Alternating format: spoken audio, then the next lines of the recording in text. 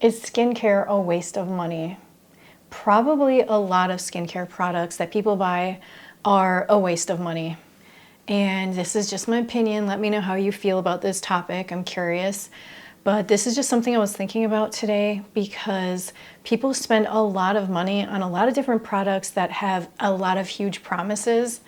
And I started noticing on certain websites that people are using doctored up photos. They're also stealing photos from other people.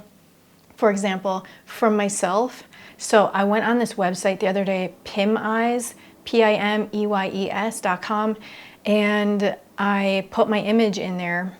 And it showed me all of the websites that are using my image. Some of them, or many of them, were my own use of the image, but many of them were other websites. And what I noticed is so many websites have stolen my microneedling before and after photos to the point where I might actually sell them on a stock photo website. So at least I'll be making some type of money. It's probably very little from that. Instead of the people stealing it from me, there's still going to be people stealing it. I've had so many people steal my microneedling photos that I had to contact a lot of different companies, even within my own state, salons and spas, to get them to take my photos down. And some of them were so incredibly rude to me, basically being, I can't even describe it, it was kind of a horrible experience. And I'm just a single person here trying to do videos and create content on my website and on YouTube, and I'm on Reddit. And I'm on other platforms too, but those are the big ones, and it's hard to keep up with all of that. I really, really need to get a video editor. If I wanted to post videos like a few times a week, it would be incredible, but I'm so slow at editing some of the videos. And it may not be that I'm actually slow, but it's just a slow process. And I feel like I've gotten a lot faster with the rough edits. I'm really fast with that. But after that, it gets really takes a long time to do all the little add-ins of different things. It's a lot. What was my point? I feel like there's a lot of sketchy stuff going on with different websites selling skincare. That's where I was starting at, so my topic.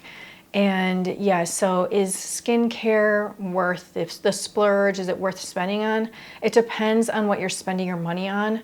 When it comes to having serums, oils, lotions, face creams, stuff like that, I feel like the main benefit is going to be hydration for the skin, and it can change how your skin looks to a certain degree only.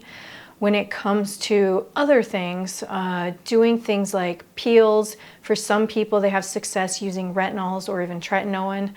I personally am not going that route very much. I do test out retinol type serums here and there, but I'm not actively, regularly using them.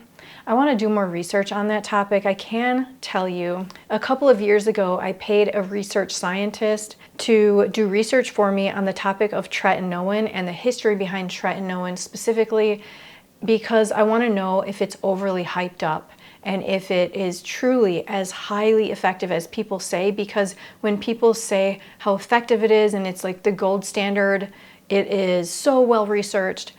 Well, a lot of people say that and don't show any evidence of it. So for that reason, I paid someone quite a lot of money to do extensive research on it. And what I found was quite shocking.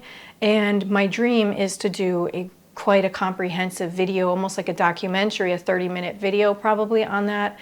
And I haven't been able to. I really need to find a video editor. So I guess I'm putting that out there. If any of you know one, let me know in the comments section. It would be really incredible to find somebody, not just for that, but for my other content as well. I need someone who can do a great job of editing videos, and hopefully it's not too expensive because I will be making nothing from this. YouTube is tough, you guys.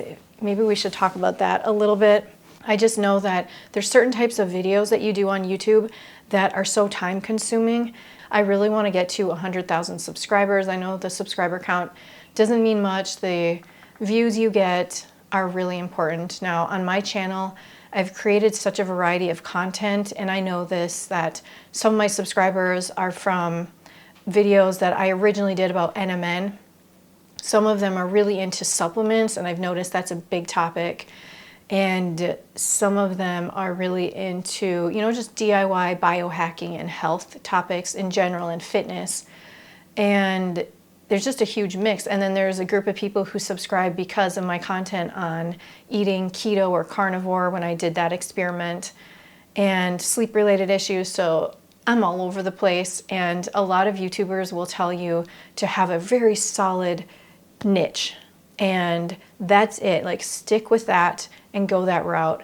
But I know my channel is more than that.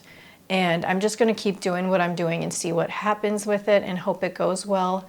It would be obviously nice to be able to make a nice living doing this, but that's going to take some growth on my channel's part and myself. And it's difficult sometimes to like put yourself out there. Sometimes you get a lot of negativity, and that just comes with the territory. But I guess, you know, the more comments, the better, whether they're nice or whether they're horrible. The worst comments that I got, you guys, were on a video I did sharing my experience in Thailand. Now, I didn't go into so much detail in my video about why I don't want to move back to Thailand, but that's the topic of the video. I didn't go in depth. I just, on the surface level, just mentioned a couple of things that stood out to me, and because I was trying to keep the video short. And I ended up getting a lot of views from people who don't normally watch my channel, who are just straight up expats living in Thailand, who are a certain type of people. Obviously everybody's different, but there were some themes going on with the types of comments I was getting from the types of people. And wow, I got some pretty rough comments on that one. Man, if you want some entertainment, you could go check out the comments over there. There's still a bunch of negative ones. If they get really, really bad, then I'll delete them. Or if they're like sexual or say something like horrendous, I'll delete them. And but otherwise, I try to leave up a lot of them.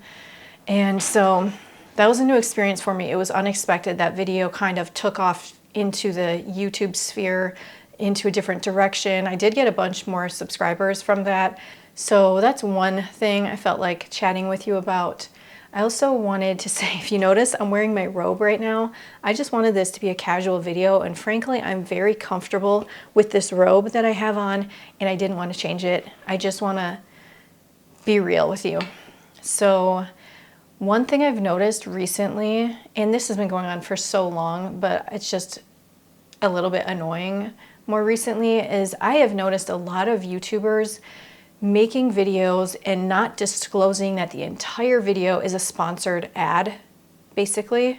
And I understand that people want to do sponsored videos because it is tough to make money on YouTube unless your channel is a lot bigger and you're getting at least like 20,000 to 50,000 plus views per video. It's challenging to have this all worth it, you know, to make enough money to be making any money on YouTube. It's challenging unless your views are up. So a lot of people will do sponsored videos, but I'm very familiar with the laws and requirements around these things with the FTC, and even the FDA has its own rules and stuff. It's mostly the FTC that has rules regarding disclosing that you are an affiliate or that the video is sponsored. For the sake of the viewers, some of these things are in place for a reason. They are strong recommendations from the FTC for a reason. Number one, as a creator, you can actually get in trouble, like in serious trouble with the FTC. You can get involved in a lawsuit, in a legal situation, if they happen to zero in on what you're doing and go after you and the company associated with your video that you didn't disclose your relationship with the company on. And I know this from firsthand experience. I had some involvement with the FTC from my previous job, and I personally had some involvement, and it's a long story. Maybe I'll share it in a different video. If you guys are curious, you probably are curious. And so for that reason, I'm very cautious about those things, and it's just important that people who are watching your video know that this is an ad straight away. Otherwise, they're watching thinking that you just love and adore this particular product. And if they don't go onto their computer or onto their phone and look at the description and see that you've written that it's an ad or something, then it's a pretty shady practice. Like, what you're doing is pretty shady. You could say, this video is sponsored by BetterHelp, more on that later, or this segment is sponsored by so-and-so. This section of the video is sponsored by blah, blah, blah. That's kind of a way to get around having to say it first. If you say it first, people don't want to watch your video then. So it's so frustrating.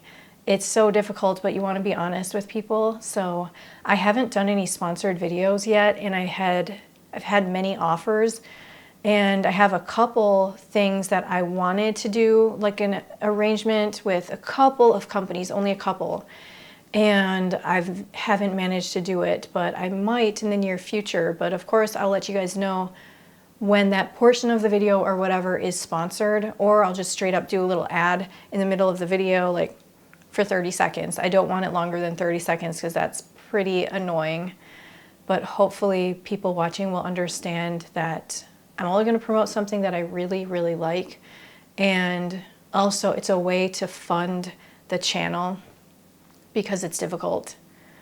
Now, other than that, like I said, this video was completely unplanned.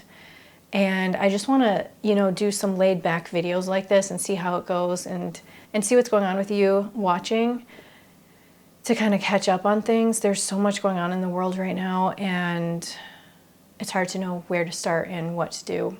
I think I'm going to leave it at that for this video. Thank you so much for watching, and take care.